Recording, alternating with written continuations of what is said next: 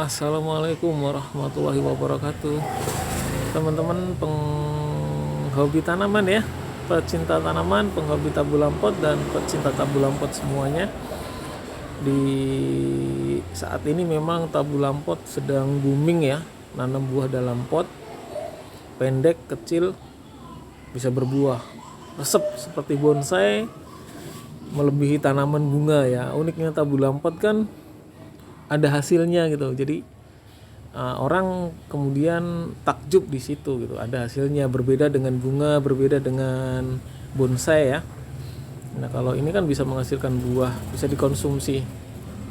Kalau sekedar tinggal beli di toko buah mah banyak, tapi kan sensasinya ya itu yang kadang-kadang sebagian besar tidak memahami bagi repot-repot amat tinggal beli ini. Nah, biasanya seperti itu teman-teman semua. Nah, kalau saya pribadi memang berpandangan bahwa ini ya eranya bonsai, eranya tanaman bunga. Nah, sekarang muncul lagi eranya tabu lampot, tanam buah dalam pot. Dan terbukti sudah banyak contoh ya, ternyata bisa menghasilkan baik dari sisi keindahan, baik dari sisi nambah oksigen di seputar rumah. Yang kalau di perumahan kan hampir nggak ada tanaman teman-teman, belum di perkotaan yang padat pasti tumbuhan juga udah nggak ada. Nah, ini bisa ditaruh di teras rumah, di depan rumah, di sekitar rumah, di sekeliling rumah, atau di lantai 2, di balkon lantai 2. Yang penting kena sinar matahari teman-teman semua.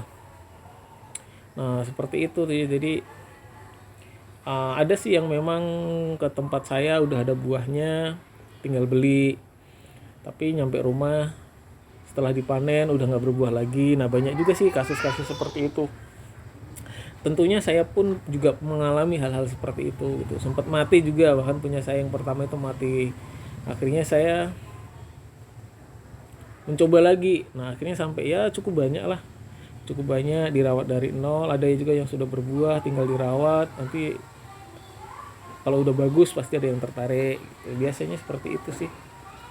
Macam-macam sih tipe pembeli. Ada yang memang masih di polybag, itu biasanya masih murah. Kalau yang udah berbuah ya lumayan lah. Terbukti sih memang perawatan itu paling penting dalam tabu lampot ya. Sinar matahari, penyiraman, kemudian pemupukan, pemangkasan. Kalau hama sih ya kadang-kadang ya karena kesibukan juga teman-teman semua ya. Saya paham sih. Saya paham memang ya, saya juga nggak besar-besar amat. Ini kan semua juga karena hobi teman-teman semua. Ini karena hobi saja, jadi yang tadinya sebenarnya sih buat hobi, akhirnya ada juga yang berminat untuk dibeli, atau Pak saya beli saja gitu. Padahal memang tidak buat dijual. Akhirnya saya jual teman-teman semua, karena memang ditawar ya. Jadi kalau misalkan rata-rata kan pembeli